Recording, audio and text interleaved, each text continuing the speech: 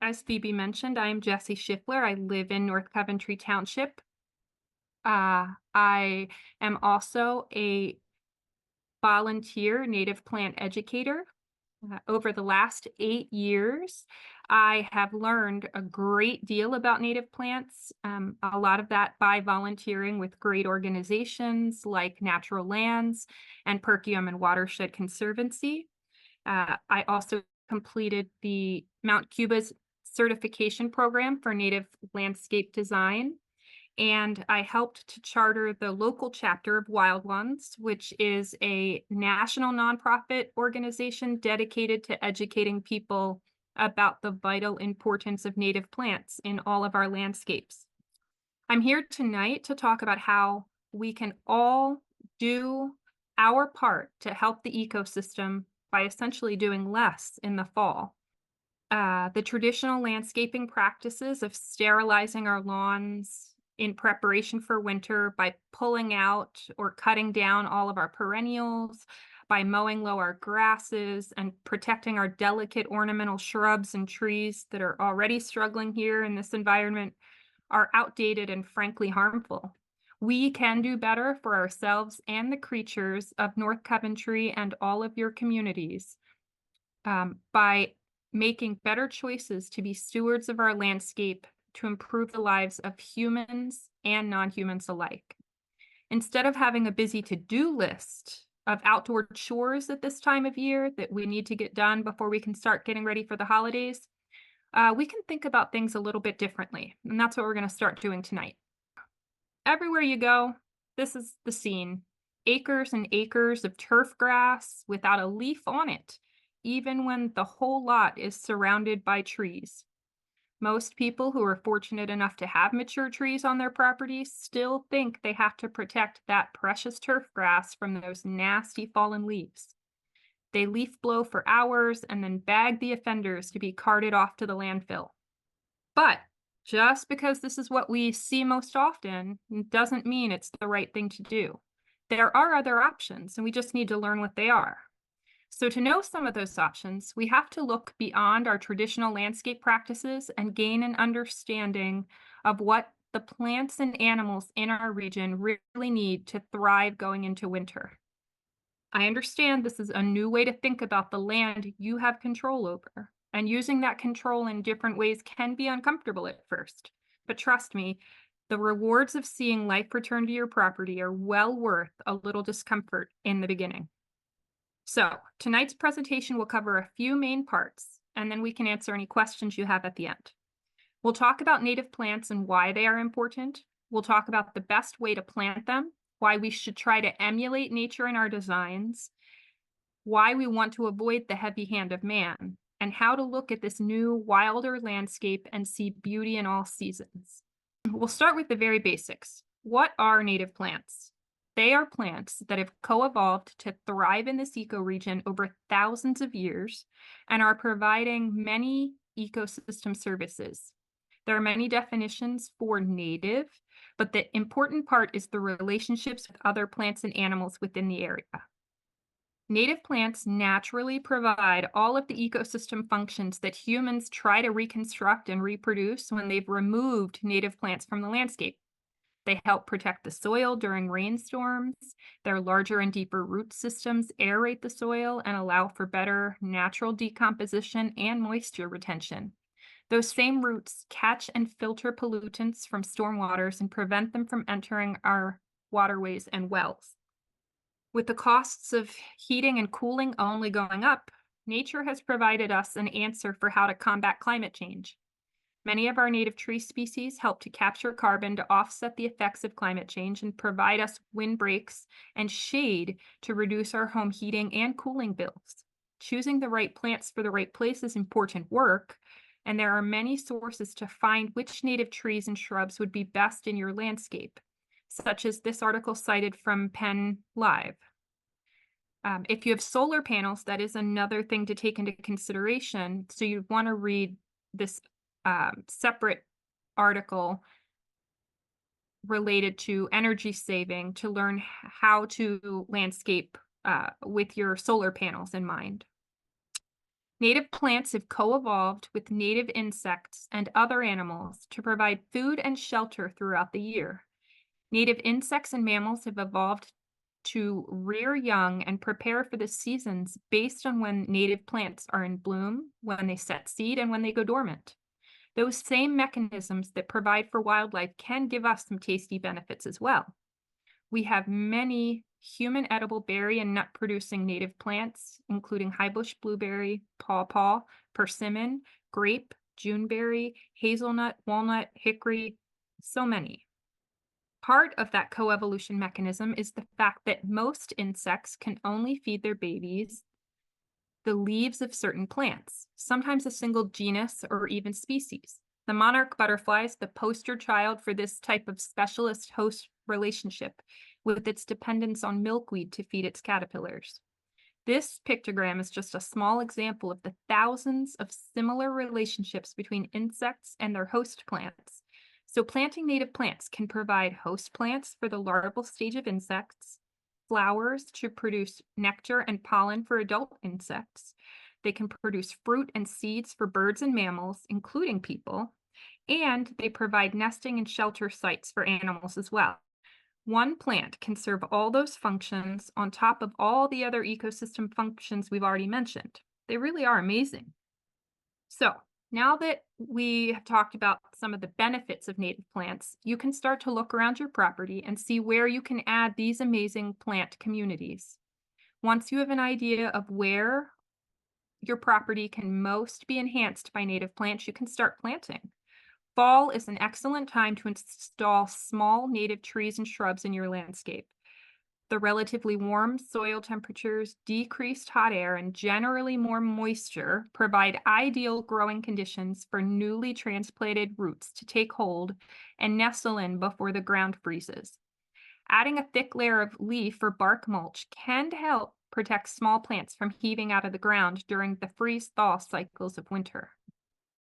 There are many things to keep in mind when planting, but emulating nature, which plants in communities, and filling all of the vertical layers with various plants that thrive in those niches is the best way to maximize the space and provide for the most living creatures. Soft landings are diverse native plantings under keystone trees or any other regionally appropriate native tree. These plantings provide critical shelter and habitat for one or more life cycle stages of moths, butterflies, and beneficial insects. Putting a small fence around the perimeter or piling downed limbs helps contain the leaves you gently rake into this area and serves as a cue to care, letting your neighbors know you aren't being derelict in your property management. This is just a small example of some of the ideas we've talked about so far. Planting in layers to provide soft landings for pupating insects, leaving the leaves for shelter and erosion protection, and providing the ability to enjoy 4 seasons of beauty. Using plants in each layer that bloom in different seasons, set seeds or berries, helps to increase the usefulness of any given space. Adding shrubs with berries persistent in winter helps feed the birds, and using bunch grasses provides a great texture that's visually appealing to humans and provides habitat for many creatures. Planting small plugs or pint-sized plants under established trees prevents root damage to the mature trees and transplant shock from planting larger nursery stock. Then, leaving those fallen leaves around the newly planted forbs to protect them from heaving out of the soil when the ground freezes and thaws over winter. These are some of the examples of those berry-producing native shrubs and trees so that the critters and you can eat like kings. Now that we've talked about the many benefits native plants have in our varied habitats, let's talk about how to take care of them at the end of their active growing season. Here in southeastern PA, we have 4 fairly distinct seasons most years. We all live in an area that wants to be a temperate forest, meaning that most of the trees here drop their leaves in the fall. The first change many of us can do in our home landscapes is to leave those leaves where they fall. Fallen leaves provide a much needed insulation blanket for both the soil and the creatures of the world trying to make it through winter. Densely planted native plants protect the soil during the growing season. Fallen leaves left in place protect the soil when those plants have gone dormant. They slow down runoff during rain and snow events, and they help the soil underneath slowly absorb that moisture. Using a leaf blower to aggressively remove this insulation has multiple negative effects on the health of humans and our ecosystems. They disrupt the communication of bird and insect populations. They wreak havoc on humans trying to enjoy a peaceful autumn day outside, and they disturb soil and creature life. Gas-powered leaf blowers are being banned in many townships in this and other states due to their excessive noise and toxic air pollution. Many of our native insects seek shelter under fallen leaves to survive winter and emerge in the spring to continue their life cycle. Queen bumblebees and fritillary butterflies are just a couple of examples. You can check out the Xerces Society website for dozens of others. Bees, butterflies, moths, frogs, and salamanders rely on fallen leaves for protection and sustenance during fall, winter, and early spring. And firefly larvae spend their first 2 years in the soil and under fallen leaves before emerging as the flying insects that we all are so enchanted by. If you reduce the area of turfgrass lawn that you mow, you will see more and more lightning bugs every summer. Most of our native butterflies do not make long migratory flights like the monarch. They stay in the same area from where they emerged from their chrysalis. Depending on the type of butterfly, they may overwinter as an egg, caterpillar, or within a chrysalis or cocoon. Some, like the mourning cloak, overwinter as adults in leaf litter or under the sheltering bark of shagbark hickories. So if you have native trees, like the many species of oak that are native here, you could be chopping up more than 400 different kinds of Lepidoptera species if you're shredding or mowing over the fallen leaves. Having those soft landings of native plant communities under and around your native trees protects all of those insects from the sharp blades of lawn equipment. And for those parts of your property that no one will see, leave the leaves right where they fall. You'll be surprised by how little evidence of them you will see by spring. For those areas that need to be maintained for safety or appeasing aesthetics, you can rake the leaves into a garden bed or behind fencing. All of next year's butterflies and bumblebees will definitely appreciate it. Just like everything else in life, moderation is key. Human safety is important, so rake or move leaves from walking surfaces as needed, but leave the majority of the outdoor world for the creatures who can't come into your nice warm home to survive winter. So leaves are just one part of the plant that for decades humans have tried to fight against. Stems and branches are another, and we'll talk about those next. The hollow stems of many native plants like Joe pieweed, goldenrod, asters, hibiscus, elderberry, and pokeberry provide shelter, nesting material, and a food source for insects and small animals throughout fall and winter. They also become the nesting sites for some native solitary bees in the spring and summer of the following year. Brush piles of fallen or pruned branches can provide habitat for birds to hunt in and hide from predators.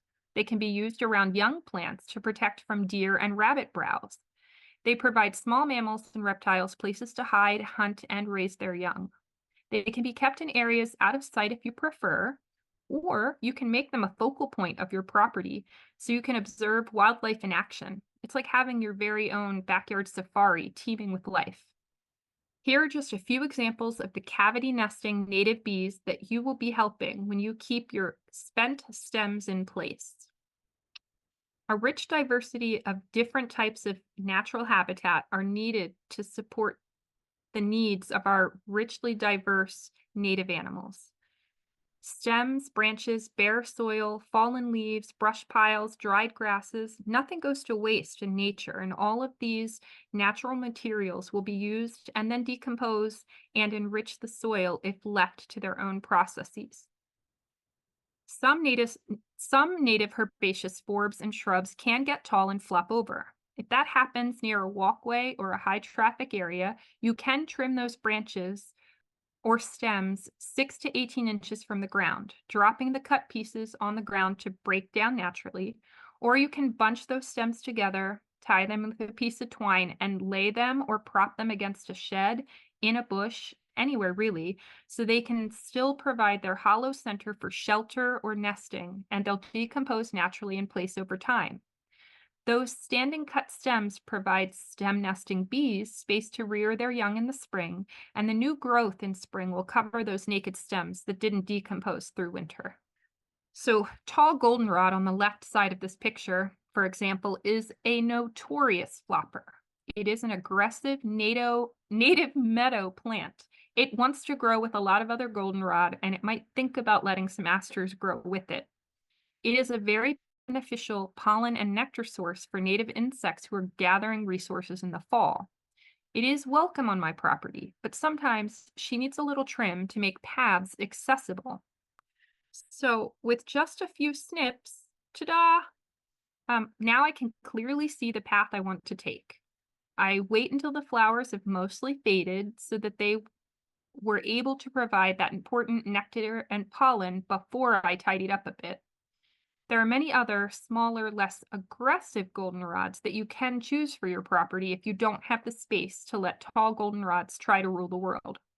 Those smaller species will still provide insects with the much needed pollen and nectar at the end of the season, but they'll be easier for you to live with.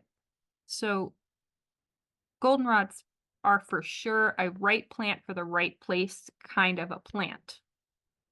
When I trim those flopped stems, this is where I take them. I call it the dump pile. It's where I cart all trimmed stems and branches, all the excess soil from new plantings, and all the spent organic material from previous year's growth. This is one of the best places on my property for watching songbirds, hawks, foxes, squirrels, and rabbits. Native pokeberry and ragweed grow on top, providing the birds with almost year-round seeds and berries, and it becomes the hunting ground for foxes when smaller mammals want to take up residence. All year long, it is thriving with life, mostly because I just let it be. Standing stems and seed heads also provide forage for migrating and foraging birds and other animals throughout fall, winter, and early spring. Goldfinches, juncos, bluebirds, cardinals, and many other birds are in my yard all year long eating the many berries, seeds, and insects provided by native plants. I put my money into buying and planting native plants to provide bird feed instead of buying plastic bags filled with the seeds that are way less nutritious. Some may call it a messy yard, but what they really mean is a functioning, healthy, richly planted habitat. It only looks messy because the current brainwashed standard yard is so severely underplanted and desolate of life that anything more than nothing looks messy. So at this time in October, in this place, southeastern PA, this is what all of our yards and gardens should look like to provide the most benefit to wildlife. Wildlife including birds, insects, and small animals. Now that we're learning to see the beauty of densely planted wildlife gardens, let's talk about how they are aesthetically appealing all year long. It's a new way to look at beauty. Spring in southeastern PA is a beautiful thing. When you start learning about native plants, you'll realize that the markers of spring that most of us learned growing up, tulips and daffodils and crocuses blooming, aren't native to this area and are actually the signs of spring for places an ocean away. But then you'll begin to appreciate the real signs of spring in this area. The tiarella blooming, the spring ephemerals like trout lily and Virginia bluebells, the amazing plethora of native flowering trees and shrubs like aronia that provide our early emerging native pollinators their first nectar and pollen to start their new nests and rear young. It becomes an even more magical time of year when you become more attuned with how the land has woken up for thousands of years. The small picture at the bottom right on this screen is actually from a previous slide. It's the same bed in the fall. So you can see how just this one area has all of these different seasons of interest, and it's fun to watch how it changes. Every day becomes an adventure when you get to watch how the plants change, how the different species bloom and fade and draw attention from other creatures throughout the different seasons. So this view in May then changes to this same view in July, evolves into this view in October. The same space, providing different blooms and food for different critters from spring through fall. In summer, you can enjoy a whole different palette of blooming plants, especially those that will set the fruit for the fall, like sumacs, viburnums, and bee balms. And when you plant in those dense native plant communities, you use plants to fill the ground layer so you don't have to mulch. All of those vertical spaces from the ground to the sky are filled with living ground covers, forbs, shrubs, understory, and canopy trees, and each adds its own color and form from season to season. You enjoy the beautiful fall colors that native plants provide, every hue of yellow, red, orange, and purple you can think of. And you can appreciate all those brown seed heads and grass clumps that are providing nesting spots, hiding places, food, and shelter for so many tiny creatures making a living on your property. And then in the dead of winter, you can have your own safari hunt for the signs of sleeping critters. And because you're paying more attention to nature, you're going to be able to see the beauty in the newly forming and swelling buds on your plants, and you'll want to learn how to identify them. Then you'll be able to see how much life they support by learning what insects they host. Imagine what a difference all those standing stems, seed heads, fallen leaves, clumps of grasses, and layers of plants are making for any little creature living under this beautiful blanket of snow in February. And because you have native plants and the insects they provide, and you haven't clear cut everything, you'll be attracting birds to your property. And not just songbirds, which are amazing and varied in their colorations and vocalizations, but predatory birds and scavengers too. Those birds will help keep the populations of smaller mammals in check and clean up the mess.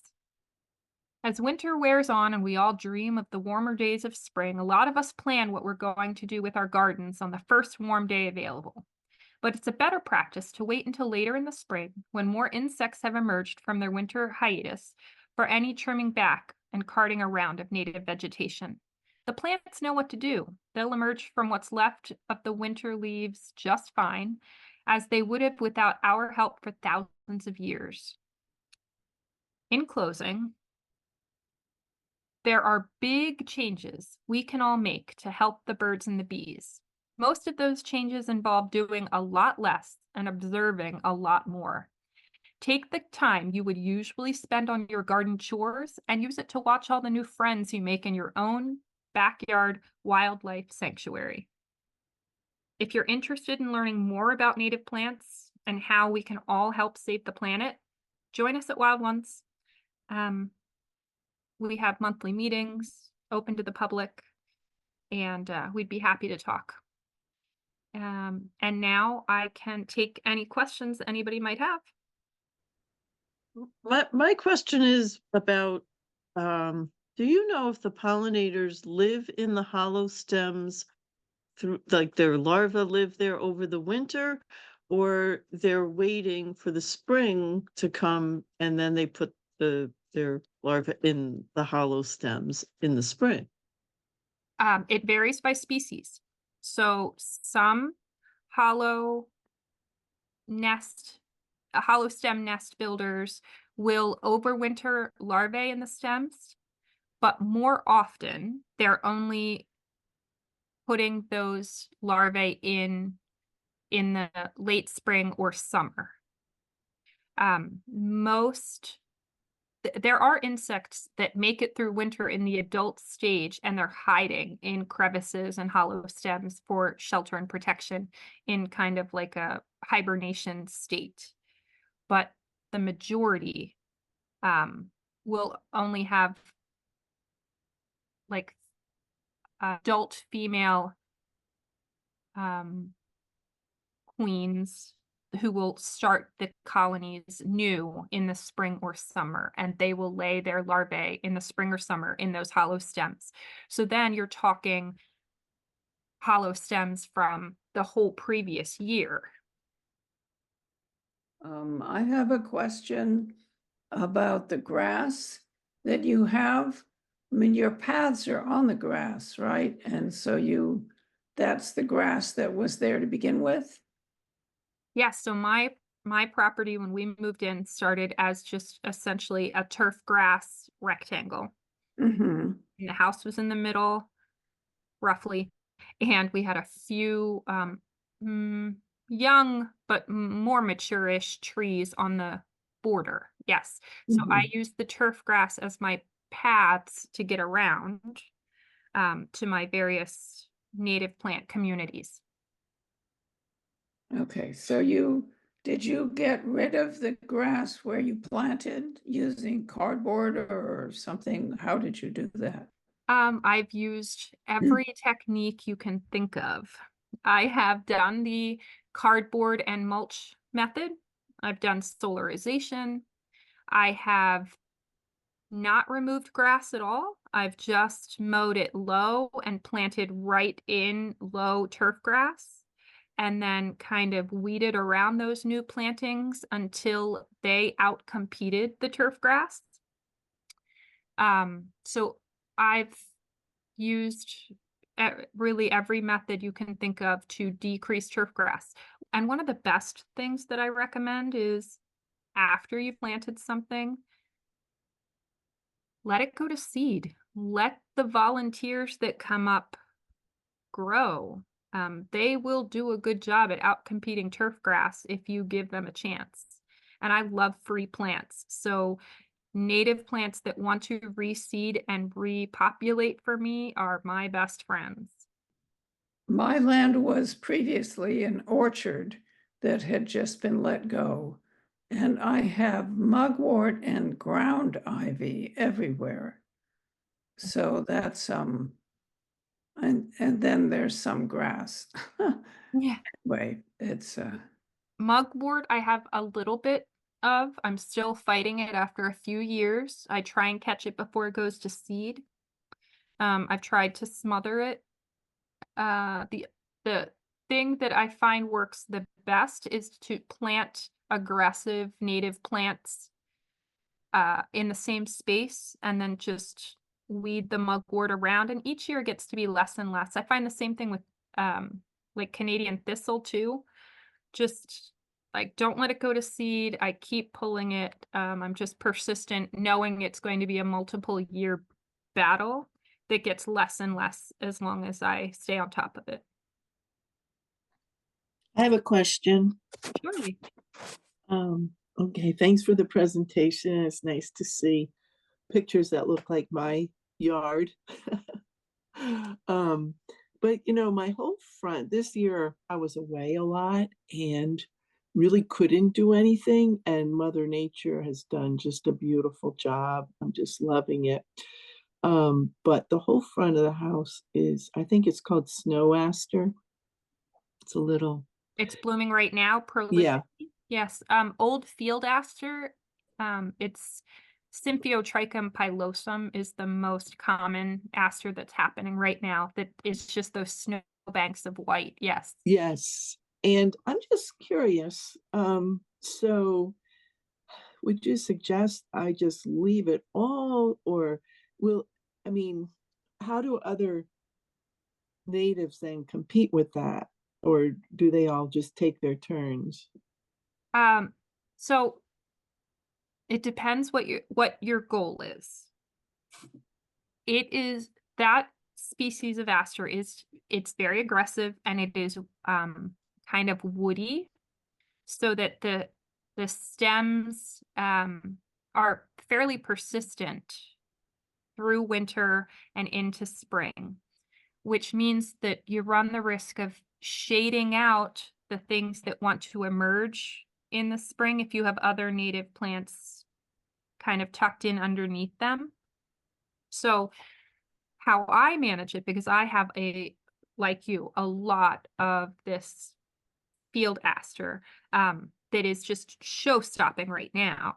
Uh, mm, but I will trim down the stems in the late spring so that all of the side stems and things are not shading out the ground below, because I will have spring and summer bloomers that come up around all of those old stems. And then once they're kind of spent, that's when those field asters are starting to put on their greenery. So a lot of, I would say, the summer and early fall, I just have a lot of green, unbloomed field aster around and through everything. So I don't have a lot of bare open soil for any season because the plants kind of take their turn through the seasons of who's showing what. And so for some of them, if they're near a path that I'm trying to like keep open for maybe a wheelbarrow or walking, in pairs, I will just trim back some of the branches. They're very trimmable, Right. because they're like shrubby, woody like. Hmm. They're also not very deeply rooted. So if you need to pull one or two here or there for your purposes, it's completely okay. They're gonna pop up other places. But they're pretty easy to get along with. Hello, Lisa Wiley. Thank you for your presentation. I was wondering if you could speak specifically to pokeberries and tree of heaven. Yeah. So pokeberry, good. Tree of heaven, bad. Um, pokeberry is a native plant. It's a host plant for our giant leopard moth. It feeds the birds all winter. It is a fantastically beautiful tropical looking plant that fills this really great 10 to 12 foot, maybe I'll amend that to like 6 to 12-foot range in our landscapes that not a lot of other things fill. It is aggressive. It's happy to be wherever you will let it be. It is harder to combat if you don't want it there, but you can do it with persistence. It's very easy to trim down and edit. You can take branches off or, almost whole shoots. With persistence, you can get it to go away from the places you don't want it to be. But as long as you let it bury and you have birds that will visit it, you will find it pop up places. I'm a big, big fan of pokeberry. I think it's beautiful. I think that if somebody marketed it in Lowe's or Home Depot and told people that it was like this exotic, beautiful plant, they would spend money on it and buy it. But because we can see it on our properties or on our roadsides, we don't appreciate it for the beauty that it is. Versus tree of heaven, which is an invasive non-native plant that can outcompete our native plants in the same habitat. And yeah, so tree of heaven is not beneficial because it's not native here. Pokeberry is beneficial because it's native here. Because it's native here, it can't be invasive. It can be aggressive. It can be in an unwanted place, but just definition specific, a native plant can't be invasive. Doesn't mean we want them everywhere, but just strictly speaking, by definition. There are, I want to say, DCNR and state websites have information about how to combat tree of heaven, both chemically and non-chemically. They are one of the plants that will resprout readily from a cut trunk. So if you're dealing with it non-chemically, you have to be persistent in continuing to cut it down, and eventually you will exhaust the root system. Okay, thank you very much. Yeah, you're welcome. So I just want to chime in with the spotted lanternfly training I had taken several years back concerning the tree of heaven. At that time, in a couple different discussions, how you deal with the tree of heaven, and when we tried to eradicate it from Kenilworth Park, the instructions weren't followed. If you chop a tree of heaven down, you are supposed to have to treat the stump with an herbicide, a strong herbicide, within a half an hour. Otherwise, their extensive root systems will pop up many, many shooters that can grow what is it, 6 feet in 4 months. So just taking out one will leave you with many more unless you treat that stump and root system in rapid fashion.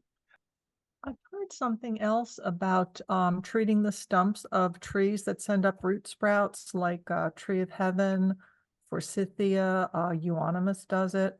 Apparently there's an experiment going on where people are taking black plastic trash bags and cutting the stump so that it's at least 6 inches high, so you have something to work with, and then wrapping that with black plastic bag and tying it off securely at the ground level and actually putting soil over the edges, the flare edges of the bag, so that no light or moisture gets in, which supposedly suffocates that root stump so it doesn't send up sprouts.